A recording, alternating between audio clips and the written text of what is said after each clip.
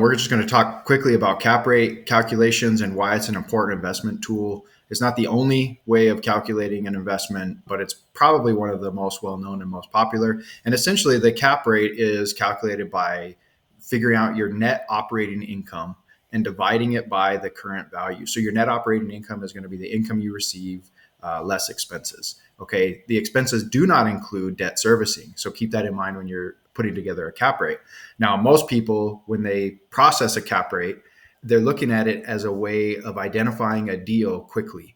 And so a lot of owner occupants, when you're looking to buy something as an investment that you're going to use for yourself, and this is most common with commercial investments, not so much residential, we can get into a little bit of that as well. But on a commercial investment, you want to know the cap rate prior to previewing it or looking at the financials, because as an investor, you're going to want a 7 or higher cap rate. So if it's not showing up as a 7 or higher, you're probably not going to be interested as strictly an investment. However, if you're planning to buy something to run your business out of, let's say you're buying a warehouse or you're buying an office building and you physically are going to work out of that space, you might be happy with a 4 to 6.5% cap rate. Anything under 4 and it's probably going to be a dud. You're not going to want to move forward with that unless there's some extenuating circumstances that you have different benefits of ownership. Cap rate is probably the most popular, but it's probably my least favorite way of analyzing an investment quickly. I run my entire portfolio on annual return on cash. Okay, so if you have $10,000 invested into the stock market today and over the course of a year, it grows by 10%, right? Then you know that you made a 10% return. You can do that exact same thing with real estate investing. It's how much money you put out and what you earn each month, averaging out through the course of the year. So whenever I'm looking at an investment, if I think that I can make a 10% return, I'm not looking at a 10% cap rate. I'm looking at a 10% cash on cash return. So the benefit of investing in real estate over the stock market is you can leverage your wealth. So if you have $10,000 in the stock market, you're buying $10,000 worth of stocks. If you have $10,000 invested in the real estate market, you could potentially buy a $100,000 property and maybe even a $200,000 property, depending on how you finance it. So when you look at appreciation or when you look at return, your $10,000 in the stock market is going to grow at 10% a year, which would be $1,000 for the course of the year.